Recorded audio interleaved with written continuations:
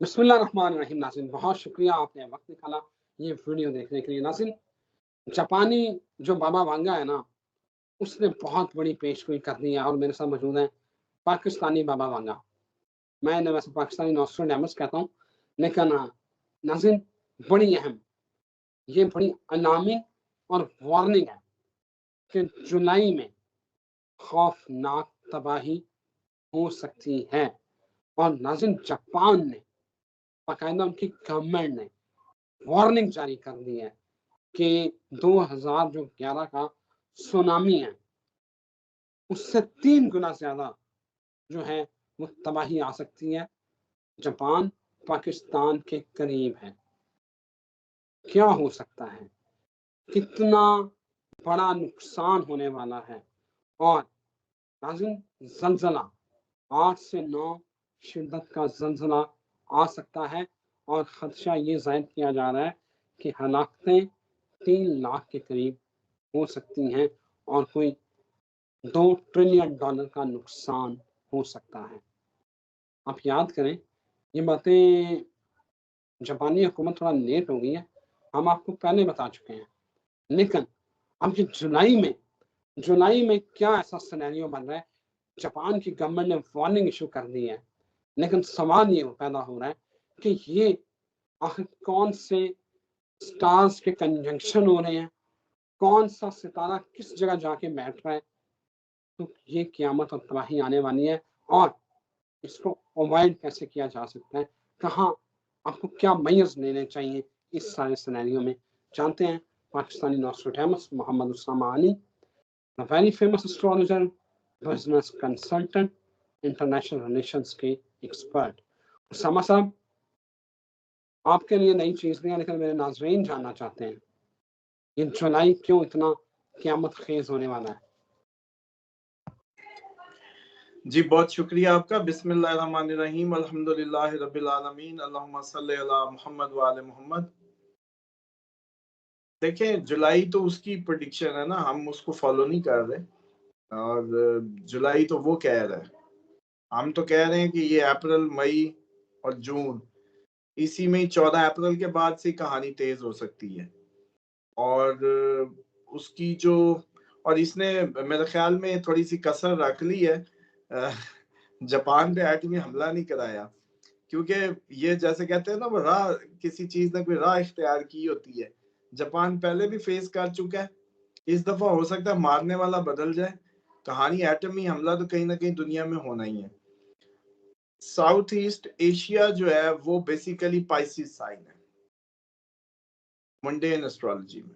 Pisces sign के अंदर ये 6-7 जो कंजक्ट हुआ प्लैनेट्स का, इसके जो नतीजे में जो खिचड़ी पकनी है और पूरी दुनिया को एक रीसेट साइकिल जो है उसने अपना पूरा किया। सैटर्न अपने लास्ट फेज में एंटर हो गया, जिसमें वो आखिरी घर में है और अब अपनी जो उस डिग्री पे उसने अपनी रियलाइजेशन का प्रोसेस होना है। मतलब इसने रियलाइज करवाना है सबको, कहाँ कहाँ गलत थे, क्या गलत किया।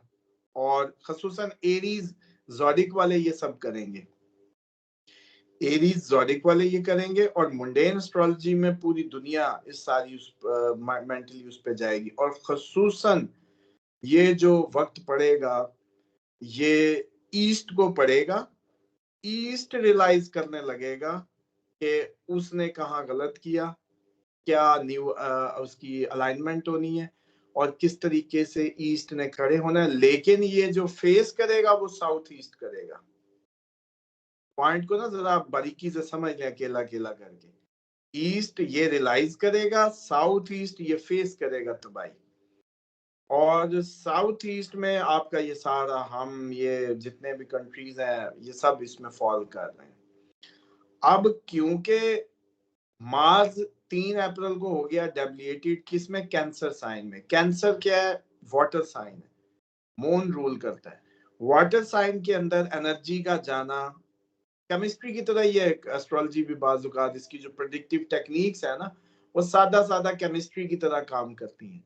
कि जी एक आग का गोला आप डाल दें पानी में तो वो क्या करेगा? उछाल आएगा। अच्छा, सैटर्न राहु हवा और पानी 14 अप्रैल को, इसका मतलब ये है कि चांस ये हो सकते हैं कि आपको अचानक किसी एटमी हमले की पानी के अंदर मौजूद चीजों पे खबर मिले, या अर्थक्वेक के नतीजे में पानी हवा उछले और फिर चढ़ जाए। दोनों सूरतों में पानी हवा ने तो उछलना ही उछलना है, मतलब एक प्रेशर बिल्ड होना ही होना है। एटमी हमले की इसलिए है कि ये जो कंजंक्शन है, ये जो सूरत हाल है, ये खतरे को बता रही है पूरी दुनिया में कि ये सारा कुछ एक्टिवेट हो चुका है। और जो नोस्ट्राडामस की 70 मकामात और 10,000 शहर अफेक्ट होने की, उसके भी हम करीब करीब कहीं फिर रहे हैं। अब दुनिया में इतने एटम बम मौजूद हैं जो इसको अफेक्ट भी कर सकते हैं प्रॉपरली। वो जो रिवायत है कि दुनिया के मेरी उम्र के 3 हिस्से, एक हिस्सा जंग में, एक बीमारी में, तो अब अगर एटम बम चला के आपने जंग की तो उसके ताबकारी के नतीजे में बीमारी में भी उतना ही चला जाएगा टेक्निकली। और जब ये अल्लाह ताला को उसकी धरती, उसकी जमीन, हम तो समझते हैं ना कि कहीं भी उसकी वो जैसे कहते हैं रिट कायम नहीं है। इस वक्त इंसान अपनी मर्जी कर रहा है, इंसान शैतान की सरपरस्ती में चला गया, शैतान को वली बना लिया उसने, शैतान को उला मान लिया उसने, जबकि ये हक किसका था? अल्लाह ताला का। तो जब भी आप किसी को किसी के हक से महरूम करते हैं तो क्या करते हैं? जुल्म करते हैं। जुल्म का मतलब ही ये होता है कि वो किसी को उसके उस हक से महरूम करना। अब जब जुल्म करते हैं तो फिर अल्लाह ताला क्या फरमाते हैं कि वो जालिमीन में जो है वो फिर जालिमीन के साथ जो है ना प्रॉपर उनका इंतजाम करता है, उनको बदल देता है, लोगों को लोगों की जगह से बदल देता है। तो बदलने का मतलब ये थोड़ी होता है कि यार पुराने वापस करो तो नवे ले लो। वो यही होता है कि ये बस फारिग करो, इनको रियलाइजेशन दो मौत की, तबाही की, अजाब की, और फिर अगले आने वाले या साथ वाले या दूर वाले जिनका भी नंबर थोड़ा सा आगे वो रियलाइज कर जाए। तो अब सूरत हाल ये है कि कहीं ना कहीं सुनामी, अर्थक्वेक, सिर्फ सुनामी नहीं, पहले अर्थक्वेक फिर सुनामी, अर्थक्वेक के नतीजे में ये बनता होता है अमूमन, लेकिन ये इस दफा सिर्फ अर्थक्वेक नहीं है, वो यहाँ चूक रहा है। आपका समझ लें कि ये भी इंशाल्लाह जैसे कहते हैं कि अब वो प्रेडिक्शन अपनी अपनी बात है, अपना अपना टाइम है हर किसी का किसी पे जोर नहीं है। जब वो इज्जत देने पे आ जाए तो बस, तो अब मुंह से निकली पूरी हो रही है। तो बात यह है कि ये चांसेस ये हैं कि इस दफा तो कोई हमलों के नतीजे में भी इतना उछाल आ सकता है कि समंदर उछल जाए, और वो आपका ये पूरा बहरे हिंद से लेके वो जापानी, ताइवान, चाइना, इन सब के मामला, इंडिया, बांग्लादेश, इनके मामला, ये सारी की सारी खिचड़ी बिल्कुल बेहतरीन अंदाज में तैयार है। और बहुत जल्द जुलाई तो बहुत दूर की बात शायद उन्होंने की है, या हो सकता है कोई पुरानी रीडिंग हो। बहरहाल चांसेस तो 14 अप्रैल से हाई होने को है, और 14 अप्रैल से मई, और फिर जो है वो समझ लें कि मुझे अगर कहे तो मुझे तो ये हाई टाइम इन बिटवीन लग रहा है, जून जुलाई चढ़ता नहीं लग रहा। उसामा साहब, इंडोनेशिया, फिलिपाइन और पाकिस्तान में बिल्कुल करीब, हमारे लोगों के लिए क्या मशवरा है? क्योंकि ये फिर सुनते नहीं है ना, इनको क्या करना चाहिए ये भी बता दें। ये फिर कहते हैं कि तुझे रोज सानू डराने हो। इनके लिए बेहतरीन है कि ख्याली पुलाव में रात को सोच के सोते वक्त जो है लाहौल पढ़ा करें, और थोड़ा सा मंजर कशी दिमाग में किया करें कि भाई अब आनी है तो आनी है, तैयारी की कोई मसला नहीं है, जिस दिन लिखी है उस दिन आनी है।